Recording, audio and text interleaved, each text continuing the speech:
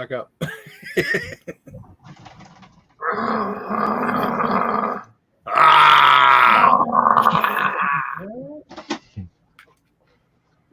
Good evening. Black metal. Venom. Right off the bat, I want to piggyback on what Boat had said last week about Venom. They kind of built upon what Motorhead was doing at the time, and they're also classed as part of the new wave of British heavy metal. They're often lumped in that group, but they are an out and out thrash metal band. Musically, they're a thrash metal band. What they did in terms of their relation to black metal is, other than kind of basically coining the term for an entire subgenre, but they also started a lot of the tropes, or made a lot of the tropes big, like the names of band members, Kronos, Abaddon, and damn it, I can't remember the other almost their attire too, like their clothing. The attire, sometimes face paint, sometimes not. Yeah. A lot of their rougher type vocals, because anybody who's being introduced to this band, or in essence this era of metal, this was 1981, 1982. Seven Churches hadn't come out yet. Bathory's first album hadn't come out yet. So this was pushing the envelope. This was pushing the envelope and building upon what Alice Cooper had done as far as shock rock and Kiss and Motorhead's speed, should we say. And you can see that if you compare like Venom to Iron Maiden, you can see the very different, the darkness, the heaviness, wasn't as intricate as and vocal as, say, Iron Maiden, Right. Which would later on turn into death metal, black metal, all that stuff. Yeah. It really is. If you were to take all the punk influences out of thrash metal, this is what it would be pretty much. Very good. I completely agree with that. Taking the punk elements, because I mean, Motorhead,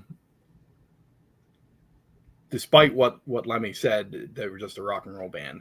They were a little bit of punk. They were heavy rock. They were, because Lemmy took from his experiences, being a roadie for Hendrix and playing bass for Hawkwind, and he built upon those. Just that's the same thing here. Venom's building upon what's already there, and when you think about it, you think about the progression in music. These genres, it had to kind of go this direction. As going back to the shock rock, inevitably you're going to have some Satanism appearing. And I threw some links for some documentaries down below. One's from Ruthless Metal. That guy does a fantastic job talking about heavy metal and different genres. And the question that he raised in that particular documentary was who invented black metal, and you can kind of throw it to Venom for the tropes and stuff, as I said, but it's a little bit it's a combination of different bands. There's a band called Coven that I'd never heard of. Late 60s, were kind of the first band to bring forth the Satanism, Satan worshiping, talking about different things in the occult. And that was in 1969. And apparently, Black Sabbath had a following too, from Anton LaVey, and all those people also were following Sabbath. I suppose that's kind of a given when your name is Black Sabbath, and it's named after a movie that's, you know, kind of deals with some of the occult. But Donnie, you nailed it, bro. Because you just said something that I was like, okay. I heard this album the day after we did it last week.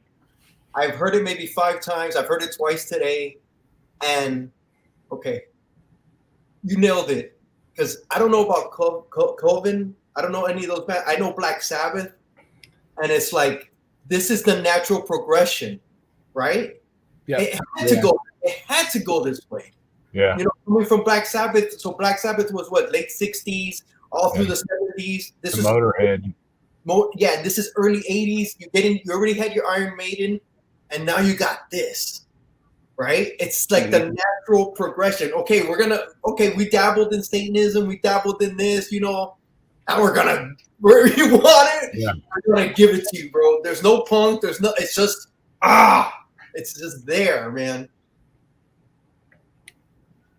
I guess Punk did the same thing. You know, it slowly got harder and more aggressive, and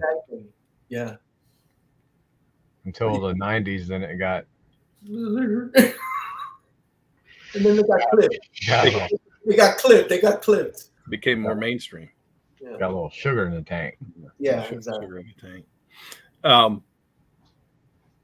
So I guess a good segue into the introduction to the album, Venom Black Metal. This is their second album. Their first album, aptly titled "Welcome to Hell," came out the previous year in 1981. This was released, of all days, November 1st, 1982.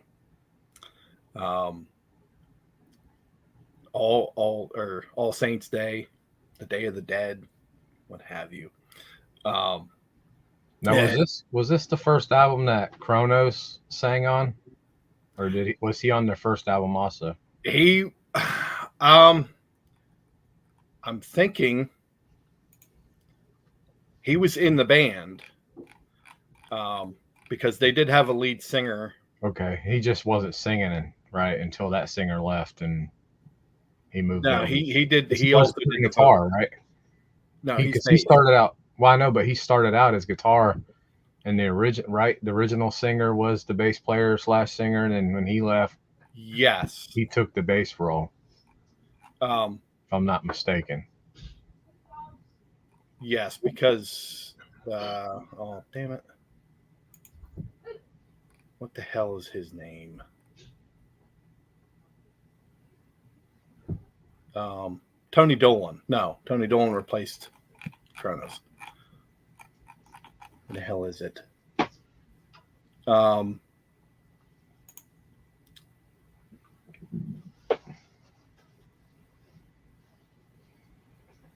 Clive Archer was the original lead singer, and according to this, he just did vocals. But he also went by the moniker Jesus Christ. And he was he is just on the demos, which was made up of a lot of the stuff that later went on to Welcome to Hell, and I think one of the songs might have been on this album.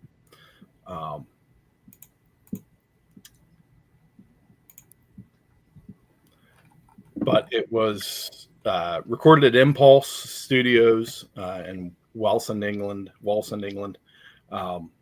and was released on Neat in the UK and Combat in the US. And Combat was not a major label, but was a big part of the early days of thrash and speed metal. It was produced by the band and Keith Nickel.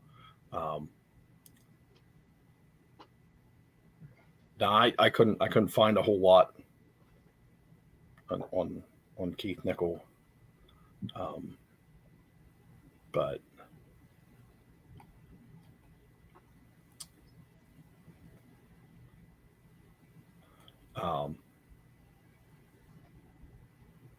and it kind of, this album kind of set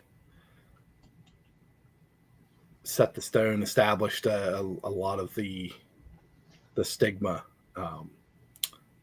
in metal, and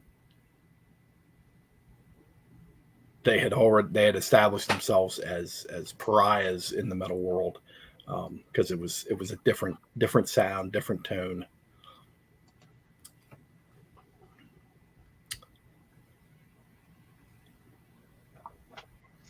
Donnie, how old were you when you first heard this? 19. Oh, okay. Yeah. And this album, so here's one of those things.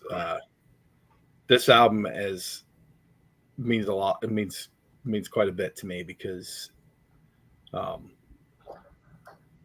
James had sent me a package for my birthday that year. Cool. And when I opened the package, inside was, and I still have it, my Iron Maiden The Trooper shirt and this album. And I had heard a few of the songs, via him in his dorm room, but I'd never listened to the full album until that point. Right. I popped it out, popped it into my CD player. I had one of those stereos that I'd gotten. It was my graduation gift from high school. But it had a 5 CD changer, it had dual cassette, and it had a record player on top. I used to have one of those. Loved it. But I popped that in there, hit play, and I heard this freaking sound, and I'm like, I wasn't turned away. I was just like, what is that? And then all of a sudden it ripped into the guitar, and I was like, oh my God. I just, this album kind of, it didn't blow me away, but it blew me away. Right. If that makes any freaking sense at all. Because you get through black metal, and then you go into to hell and back, and you're like, what the hell what am I listening to? Why I probably shouldn't be listening to this, and it was I was 19, and it was during that time where I was really questioning a lot of stuff. Mm-hmm. and I don't know whether I've ever mentioned it or not, but I consider myself agnostic. So I believe in the higher power, but I don't associate myself with any like organized religion. But I'm listening. I listen to this album, and I'm like, and I start going down through the tracks, and I'm like, James, what did you get me into? Because we were talking backstage about looking at the lyrics, and I was thinking about when I read the lyrics for the first time, right. Especially when you get to Teacher's Pet. Oh my God. Teacher's Pet, Van Halen, eat your heart out. That's all I gotta say. Mm-hmm. Because Hot for Teacher ain't got nothing on this song. No.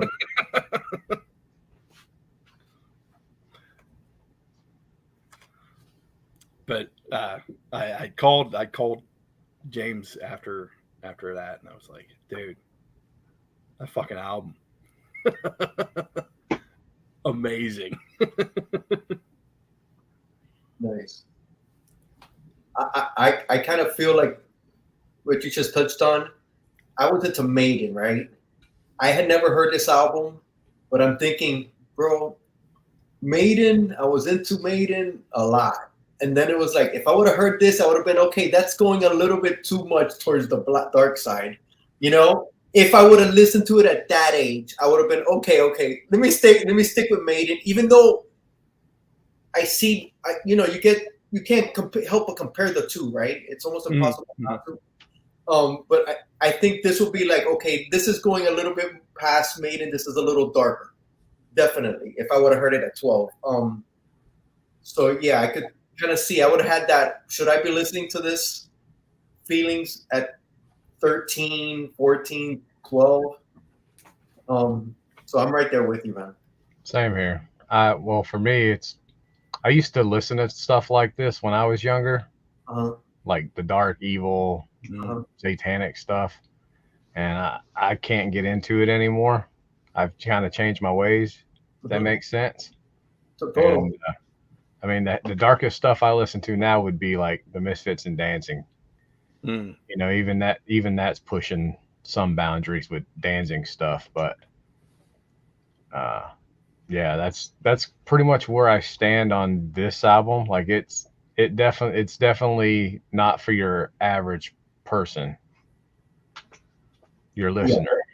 You know, you have to be seeking it out, or you have to be in a certain time in your life where you're just rebelling against whatever. And that's that, you know, when the stuff that I was listening to, this stuff is during my rebellion years. Yeah, totally.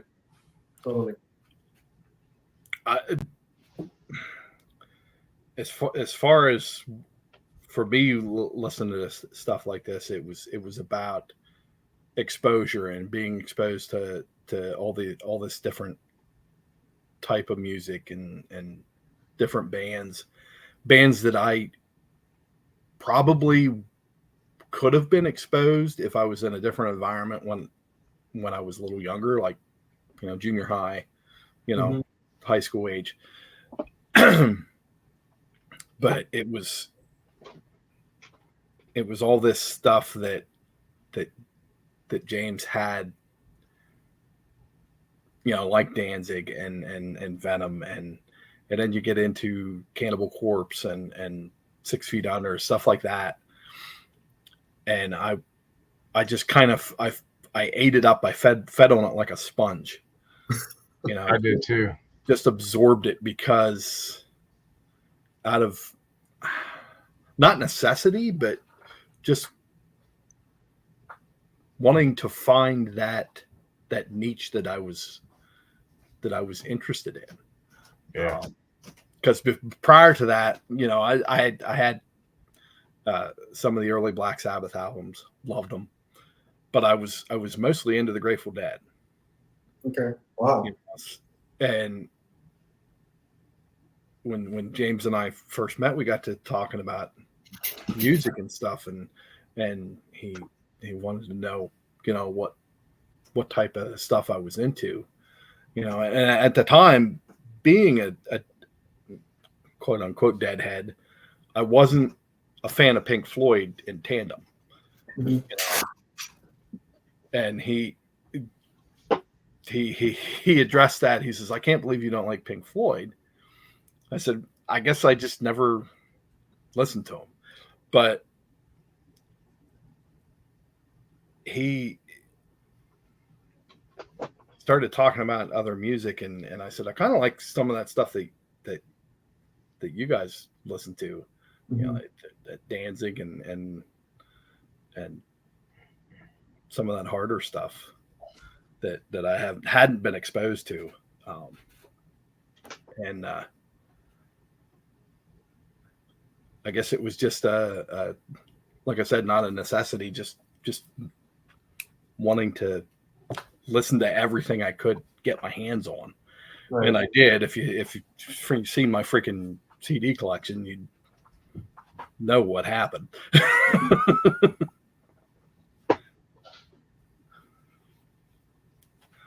It's fun when you find that niche. It's almost like bells go off. It's like, oh shit.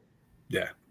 Because I know when it happened to me, it wasn't with this music, of course, but it was with The Cure and Depeche Mode and all those bands. When I heard them for the first time, I heard them at a little concert on the beach in Hollywood, and there's a little clam show, and they did concerts. And I was there with my girlfriend, and we were just there. We didn't know that it was a concert or anything. And then I see people from my high school, and then they're playing music like that. I'm like, oh shit, what is this? Yeah. I never, because I was into Rush, Van Halen. I wasn't even into Pink Floyd back then. You know, I was just the hair bands and all that. And when I heard The Cure and they were playing all that, I was like, oh wow, what is this? And I saw how they were dancing and having, you know, they were just into the music. It was like, okay, I think I found what I felt my body want to move. I don't know if I felt it was like an awakening. It was pretty insane. I still remember that, and it was like, oh shit! Now I feel like I know what I want to kind of be part of. So I kind of see what you're saying. Yeah. Before I was just following what everybody. Yeah. You know, and then I found my niche. Yeah, I did too. Mine was hardcore punk. You know, the early '80s stuff. That's kind of like my thing. They're what they sang about, their aggression, their, you know, the problems that a teenager would have, they sang about, and that's what I related to with most. And because every time back when I was younger, every time I get mad, I'd always have to try to put on the hardest thing I had, you know. Started out with all the death metal stuff, you know, and then that just got, you know, kind of burnt out and old, and you know, I drifted away from it and found my home. Yeah. Hardcore punk. And it's awesome when you find it, right? Yeah, absolutely. It doesn't mean you can listen to other stuff, but you know that's it. That's your sweet spot. You know, that's where you relate to the people that listen to that the most. It's almost like those songs talk to you. Exactly. Right? Yep. People going through your maybe, stuff. I mean, a lot of it maybe not so much now that I'm old, you know, but I still remember those times. Right. That music. Mm-hmm. Yeah, it doesn't mean it's still, but you have that was your sweet spot when you were going through shit. Yep. Right? When you were trying to figure it out. Because I went through all the phases, you know. I like all types of music, you know. Me too. You know, so most of my elementary and middle school was like Elvis and Johnny Cash, and then once I got further into middle school, then it became Led Zeppelin, the Grateful Dead, you know, Pink Floyd, you know, all the classic rock, you know, giants. And then once high school hit, then it was death metal, it was hardcore, it was just violence, and violence. With a little bit of Satan all in that stuff, you know. Maximum violence. The ultra violence. Yeah. Ultra violence. But, yeah, I honestly do. For me, I like to think that I had found my niche in like the early 70s, like heavy rock. I guess it's the historian in me that feeds off of that, because it's like that build up to what I eventually started listening to. You know, bands like Budgie and Blue Oyster Cult and early Rush, and you know, it just. But like Jim said, I listened. I mean, after college, I just got done spending the last 4 years listening to nothing but metal, death metal, black metal, you know, hardcore, and I was like, I need to expand my influences. Because you can't listen to it all the time, you know. No, right. You listen to death metal, black metal. I don't care who you are. You're not going to listen to it all the time. No, all the time. You can't listen to anything the same thing all the time. all the time. Like, let's say you're into disco. You really are the biggest disco. You cannot listen to disco all the freaking time. And that's happier music. You know, it's not because, you know, death metal is more.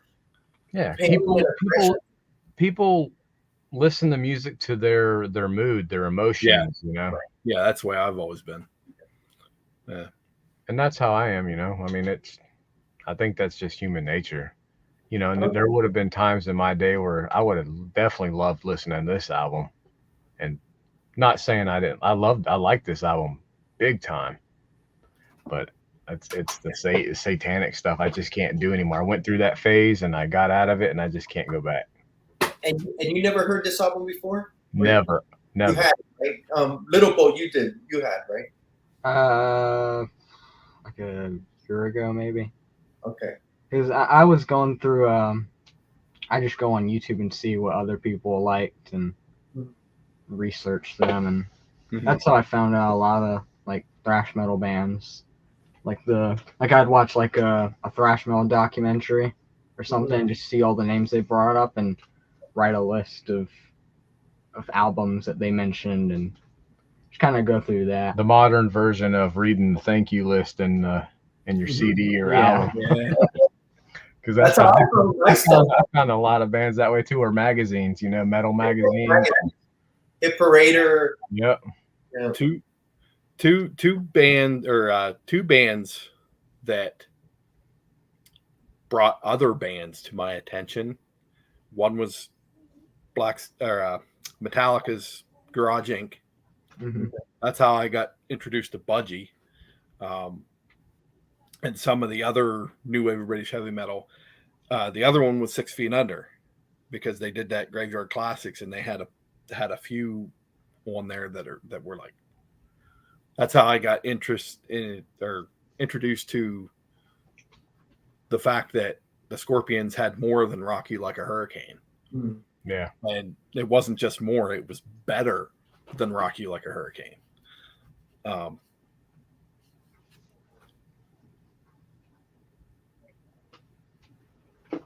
I lost my train of thought. It happens, bro. It happens. I wasn't so pissed off when I was young.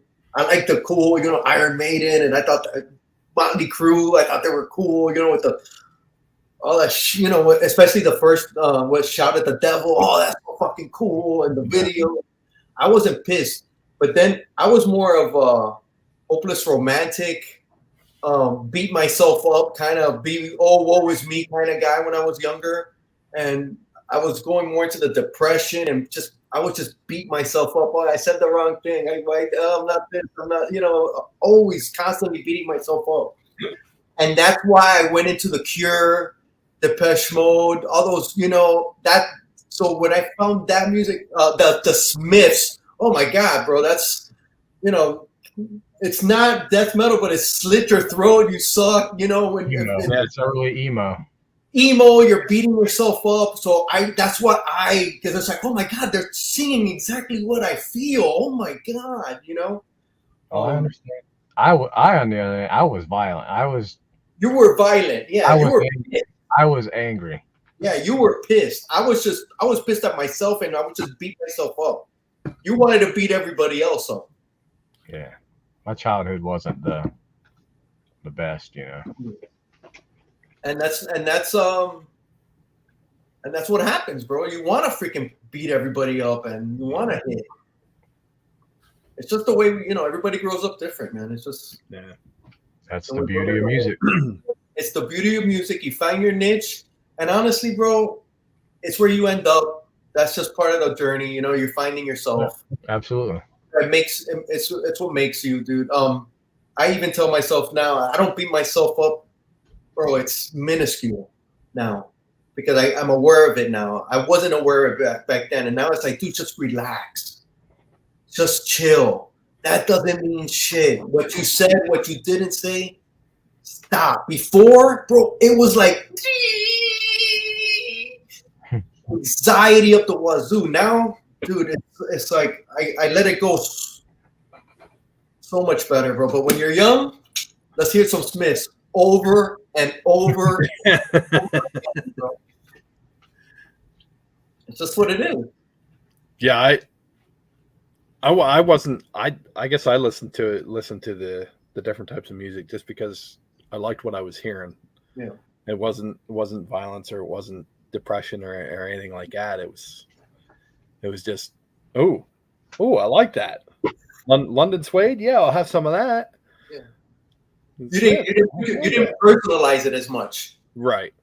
Right. Sodom, hell yeah, I'll have some of that too. That's good. That's good.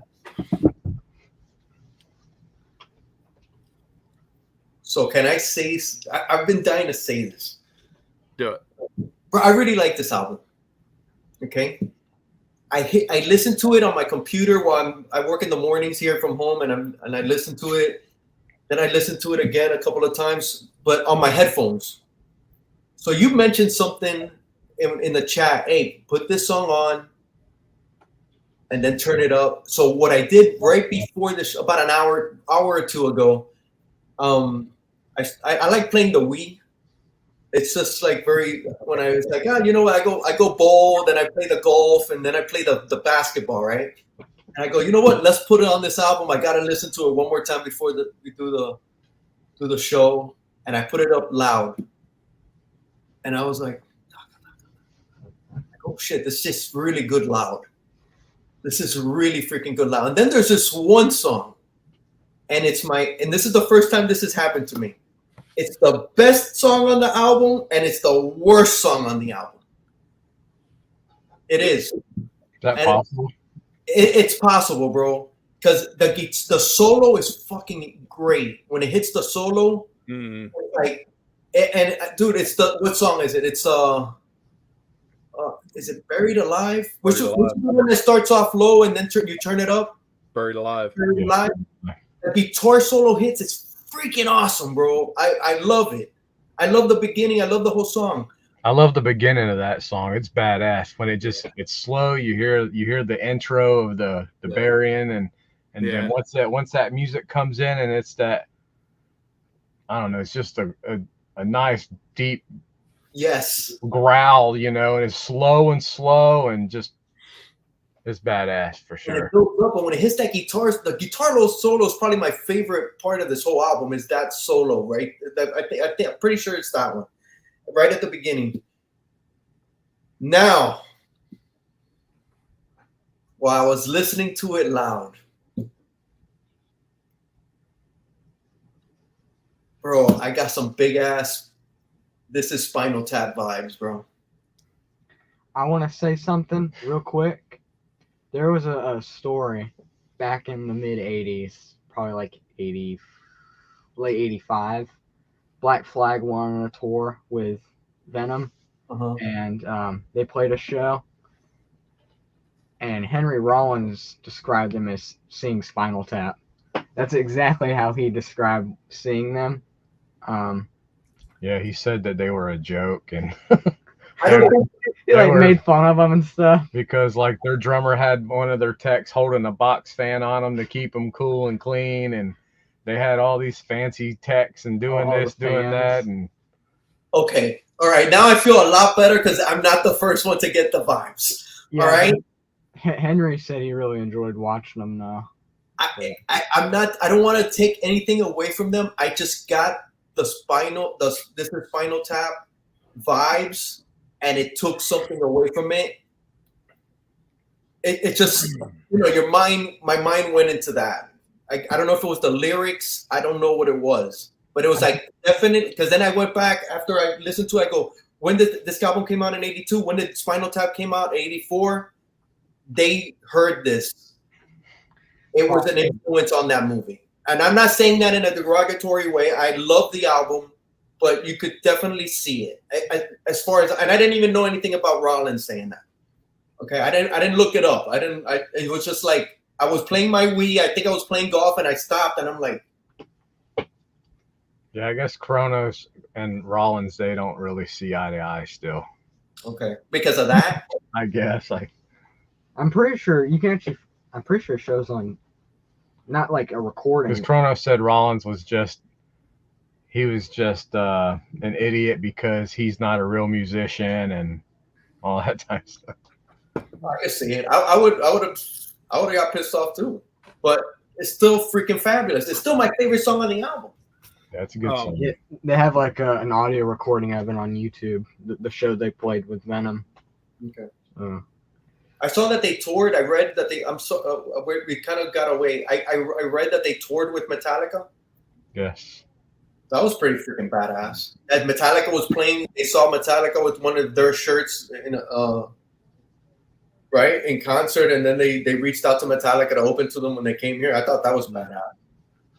There's a couple pictures of them wearing Metallica shirts. This album was a huge influence on those guys. Well, when you think, it's pretty interesting that Metallica even knew who they were.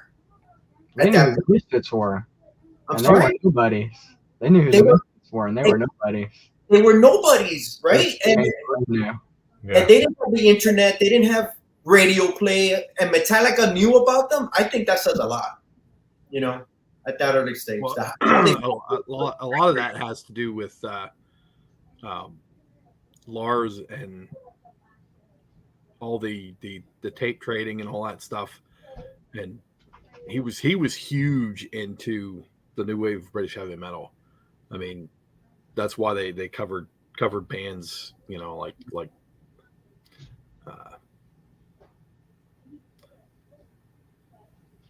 is it? Sweet Savage was one of them. I can't think of some of the other bands but they covered a lot of them in their sets. So in my head, it's not unheard of that they would know who they were. But I just think at the time, bro, we didn't have anything, bro. I know that's what I'm thinking. How'd they get shirts and stuff? Exactly. How the hell they get a shirt? I mean, if you ain't got no info on this band, how the hell are you gonna write a letter to England for a shirt or something? Exactly. Let's go to England. So I mean, that's impressive to me that the word had spread that far. Yeah, to me as well, man. Even still, not just the album, but merchandise at that. If they were already wearing shirts and stuff on the West Coast. Mm-hmm. How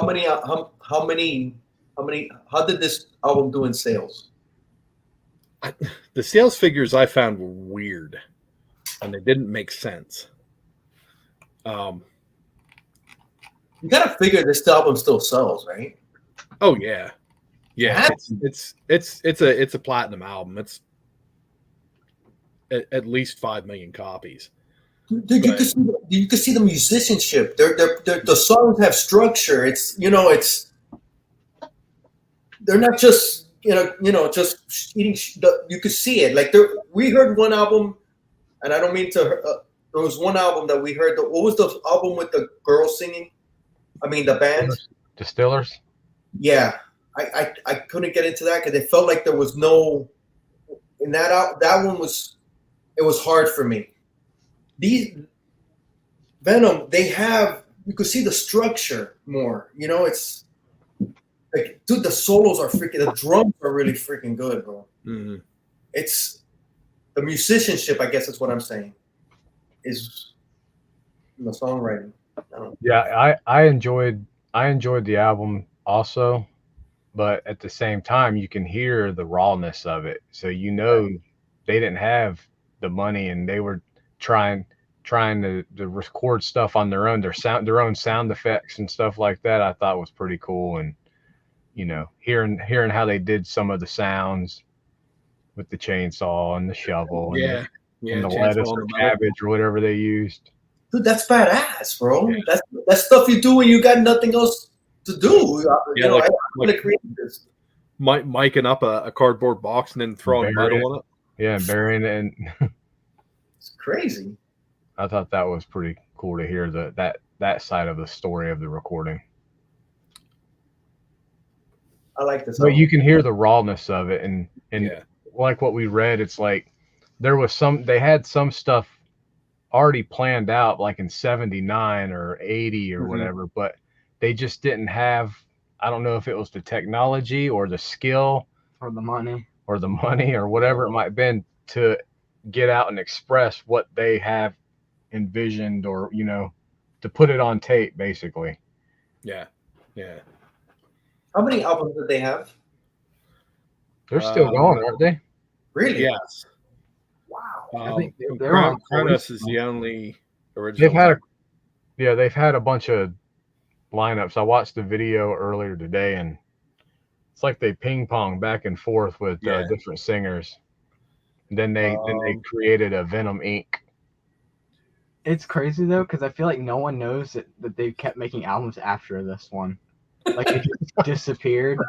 But they've been making albums pretty steady since. 15 albums. Yeah.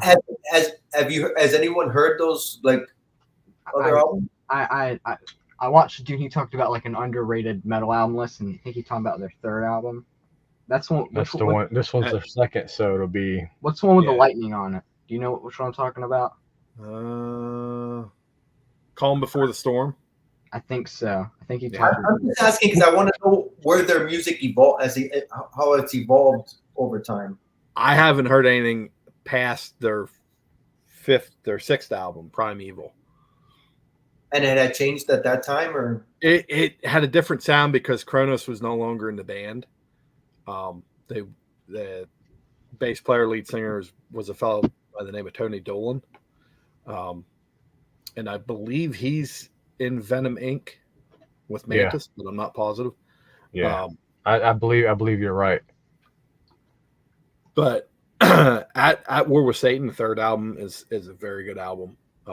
Welcome to Hell is very good, and that's the up to Possessed. I've never heard Calm Before the Storm, but up to Possessed, they maintained that rawness in the production. I think that's something that they preferred because it made it not necessarily unique to them, but it was kind of their sound. Yeah, it was their deal. Yeah, Calm Before the Storm is the only other album I can think of that I know or recognize after this one. They have Reaction figures. Yeah, Reaction came out with a Black Metal figure a couple years back. Yeah, from this album. Yeah, we had it at the shop, and I didn't know. I go, man, I have no idea who this is. Now I know. Now I know who it is. Which we can talk about the album artwork too. And we kind of skimmed over that. Let me. I want to say, it was created by Kronos. Yeah, it looks evil, bro. It's just it's another one of those perfect. What you're gonna listen to is what's on this cover, bro. Yeah. It's evil, bro. You got Baphomet on there, and I guess originally the black metal, the words here were originally supposed to be in black, just embossed, so that you had to hold it up to the light to see it.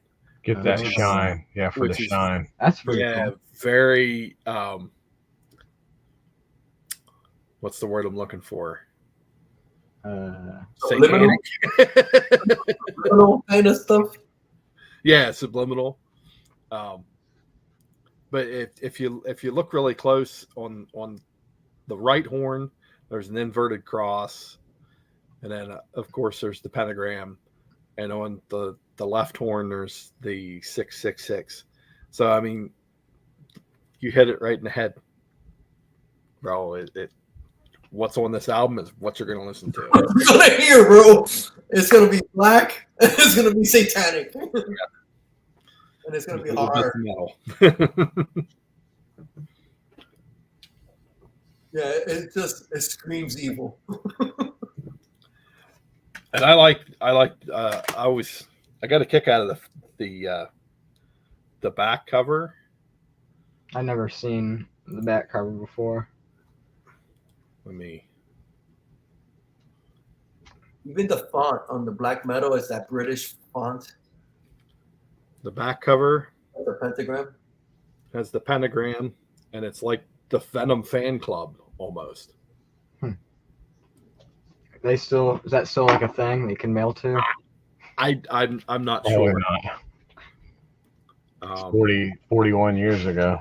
Yeah, probably not. I'm almost certain Fan clubs are a thing of the past, unless you're like Harry Styles or one of those guys. We should bring back underground fan clubs. That's a trend needs to. They also that like the gatefold, and you can barely see that. I just sent away for some sea monkeys. Oh God! Did you really? Fucking sea monkeys. So, but I don't know if that there is supposed to be runes. Okay. Maybe. Hold it up again. There's a whole.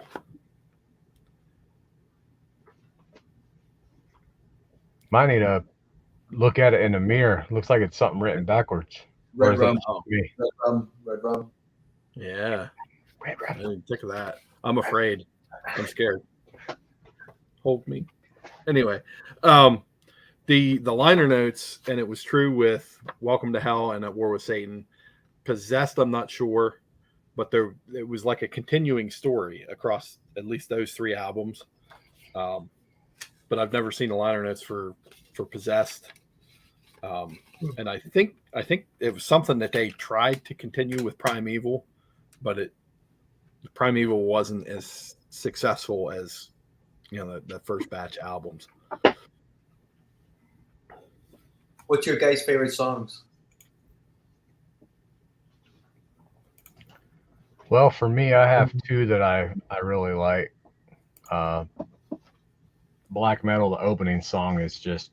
It's really good. It's super good. It really sets the mood. It's a perfect opening song. Mm-hmm. I love that one, and I really like Countless Bathory. Yeah. That Countless Bathory, then when they get into the chorus and that double bass kicks in, man, it's got a nice groove to it. Yeah. I don't know. Dude, all the songs are really good, bro. They are good. There's nothing I would say Countless Bathroom, but I hate to be that guy, but I feel like the opening track is probably my favorite. Don't Burn the Witch. Like that. Don't burn the witch. See, that was probably my least favorite, I would say. But it's not bad though. It's not bad, no. Bad. Teacher's Pet was awesome. Buried Alive, I really like. To Hell and Back. I mean, it's got good songs on it. I don't like when it starts saying Teacher's Pet. I don't like that. But I like all the instrument. I like everything else about that song. It freaking rocks. I love the guitar. The solos are really good, man. Mm-hmm. Yeah, for me, it's that soul and Buried Alive, man. I think that's my favorite. Manus he's a very underrated guitarist, in my opinion. The solos were. I was surprised. I didn't think I was gonna like that part. I thought it was gonna be more. I didn't think the musicianship was gonna be there. Honest, that's what I thought. I thought it was just gonna, just mindless or whatever. This you could see the musicianship. It's good, and you gotta listen to it loud, or at least elevated on speakers or on something. Not off the computer. Yeah, it took a couple listen tos for me also. Every time I heard it, it got better. Every time, yes. When I heard it the first time, it all sounded pretty much the same. It didn't. It was like and then it was like, oh shit, okay, and definitely got better. And I think I gave it a good listen to maybe 5 times. I'd say 4 or 5 times. Mm-hmm. Yeah. I listened to it quite a bit over the last couple months. Okay, so you've had it on rotation then. Yeah. I dug out all the albums that I owned, and then picked up the other ones from this list and was kind of listening to them in the truck because I got a disc changer in the truck. So, but I think I listened to it over the last couple months, probably 9-10 times, maybe. Okay. Listen to it through. and that's probably the most I've listened to it in many years. So what songs do you like? Huh. I don't know. Did you? I don't think you said. Did you? No, this is one of those ones that's freaking difficult. I'll go with ones that I don't hate them, Right. but they just don't leave a mark. Like "Leave Me in Hell" and "Heaven's on Fire." They just don't stick in my head. Heaven's on Fire sounds like a Kiss song. I think they just blend in with the rest of the album, and they're not as noticeable as say like Black Metal or Buried Alive or Dawking Into the Fire. What's up, Legend? Good to see you, man. Into the Fire. But Countess Bathory is fucking beautiful. Don't Burn the Witch obviously is a really good track. But Buried Alive was always my fucking jam. I don't know if it's a fear of such a thing or just the way it was done, the way it was produced, the beginning of it, just that eerie throw in the dirt, and then you hear the preacher condemn this body to the ground.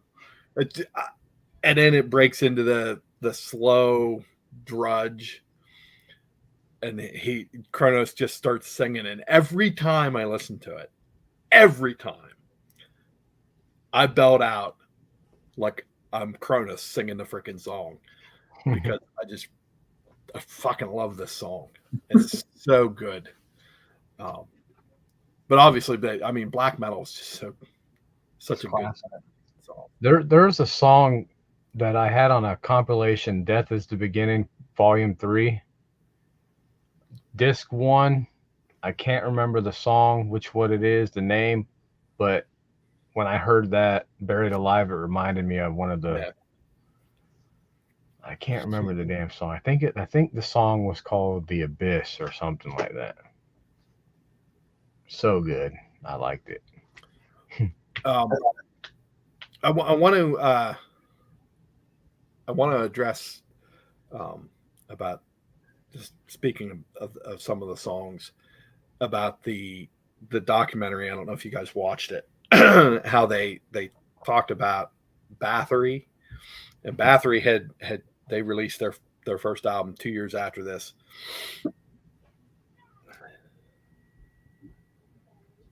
Nice. Anyway, and then they were pointing to Bathory maybe committing some plagiarism of Venom. They compared some of the songs, and some of the lyrics sounded like stuff that Venom had done. And how many bands got their names from lyrics from this album is like insane. Yeah. Like the list just goes on forever. People that were influenced by this album. I'm surprised I liked this album as much as I did. I was not expecting to like it. I actually am too, because I thought for sure. I thought it was going to be too dark, too whatever, and it's a really good album. I really enjoyed it. It wasn't a chore listening to it. I enjoyed listening to it, and listening to it all the way through was no problem. You know, I did not expect that. I was not expecting that at all. I was not. I was like, oh my God, I hope I don't disappoint Donnie, bro. I don't know about this one. I just had to get baptized every time I listen to it. It's really good. Yeah, you might. Yeah, somebody's got to dip you. I want to point out, I don't know if you guys had delved into any of that with Countess Bathory. You know she was an actual person, right? Yes, I remember hearing a story about her. I kind of learned a little bit about her through Cradle of Filth back in the day, because they had an image, or I guess you could say, or interpretation of her on one of their album covers. I don't know what you're talking about. Tell me. She would kill. Go ahead, Donnie. Go ahead. Erzsébet Bathory was a countess in Hungary, and I forget the gentleman that she married, but he built her this fantastic villa, and she was very enamored with beauty and staying young. And I know who it is. I think I've heard of her. Okay. Now it became evident that it was a rumor that she was bathing in the blood of virgins, but she was indeed kidnapping, young girls and so forth, and torturing them, and she did this not just villagers but servants, and she was doing all sorts of weird, sick, occult kind of nasty shit, and they ended up committing her to house arrest, and she was not to be around any people and so forth. I think she did die under house arrest. They revoked her from being around virgins. Yeah, not just virgins, but basically everybody. I've heard something. I've heard of her. I've heard before. In the video, they said, pretty sure she was on house arrest and not like an execution because she was royalty or something. Yeah. And they didn't want it to be public. So they just put her on house arrest, like, secretively. And just left her there to rot. Yeah. So everybody thought she was dead, but she really wasn't. And she did die. Eventually. She didn't stay young. Good for her. Good for us. Good for those virgins. Yeah. But I always thought that we're kind of fortunate that Countess Bathory and Vlad the Impaler never. Oh, could you imagine? Could you imagine that duo? Yeah. I was actually going to make a hell of a comic book. That would be. That's a cool movie, too. Yeah, a movie. You can make a fictional movie about it. It's a good idea. Maybe they could go up against each other and they one up each other. Maybe that'll be the movie, that could get sick. Really sick. Oh, yeah? Yeah. Fucking Nero. Watch this. You think that's bad?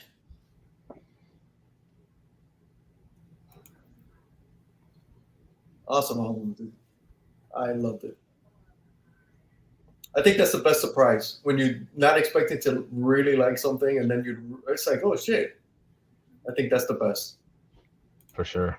It's like when you eat something and it's like, oh man, I don't like anchovies, and then you eat anchovies and it's like, oh shit. They suck.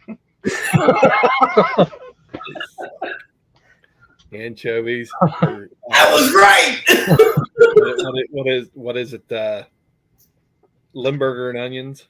Oh, Limburger, bro. Oh, yeah. Bro, we used to hold people. Oh my god, never mind. That's a story for another.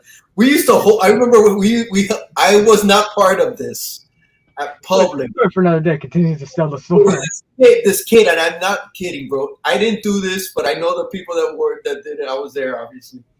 The kid's name was Stephen King, and my buddy held him, and then the other guy put on gloves and like smeared the Limburger on his face. Oh my god!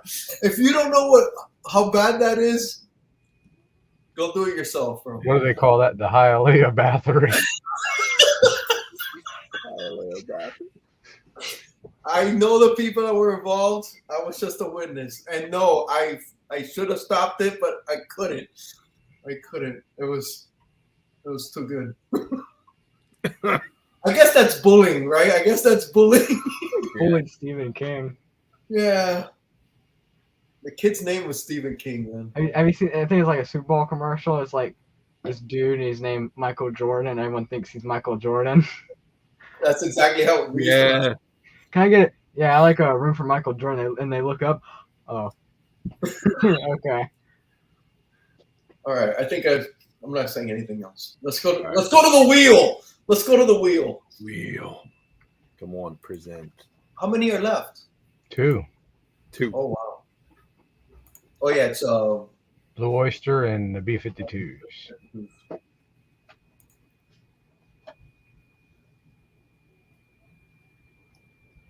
Who picked Blue Oyster Cult? That was kind of just a random. Okay.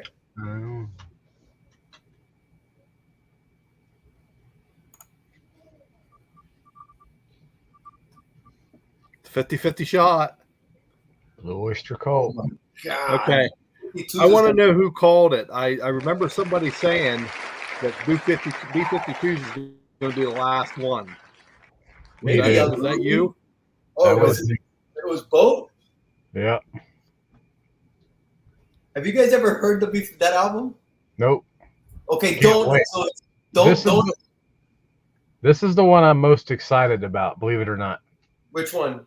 The B-52s.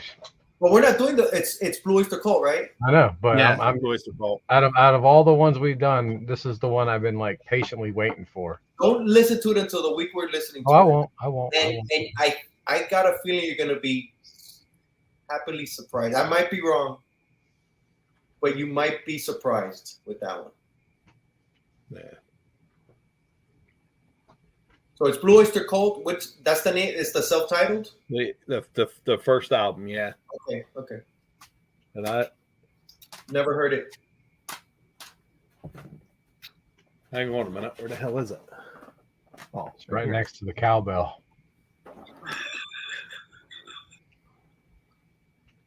It's this album, self-titled. And if you've ever heard "Cities on Flame with Rock and Roll," that's the big song from this album.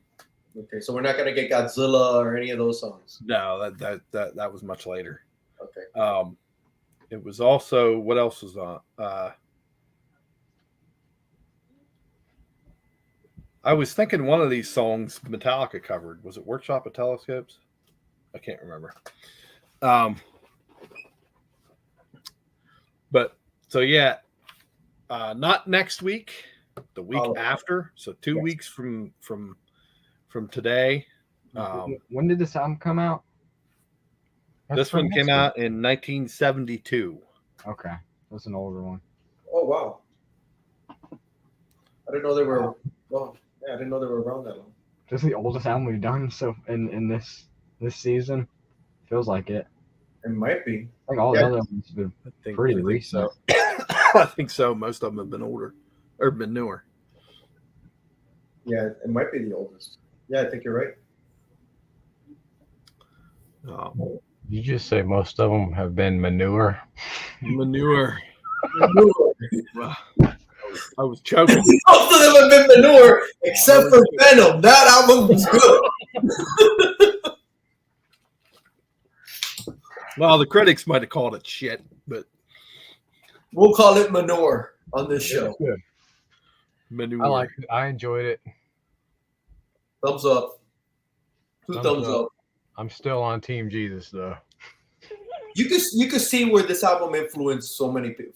Like how they say, this is an influential album, big time. Absolutely. Me and Donnie are Team Satan. We're in the middle. Y'all are the referees. And the announcers. In this corner, who's gonna win? Let's end this, bro. Let's get out of here. All right. So yeah, that was Venom. Go check out Venom Black Metal if you've never heard it. Great album. Go check out Blue Oyster Cult's first album. Fantastic album. Anyway, not gonna say it's in my top 5. Anyway, man, you with every week, man. You're just putting pressure on us, bro. Anyway, freaking Legend keeps messaging me. So 2 weeks from now, Blue Oyster Cult's first album. 2 weeks or next week? 2 weeks. 2 weeks. 2 weeks. And in the meantime, you out there and listen to music. Black metal.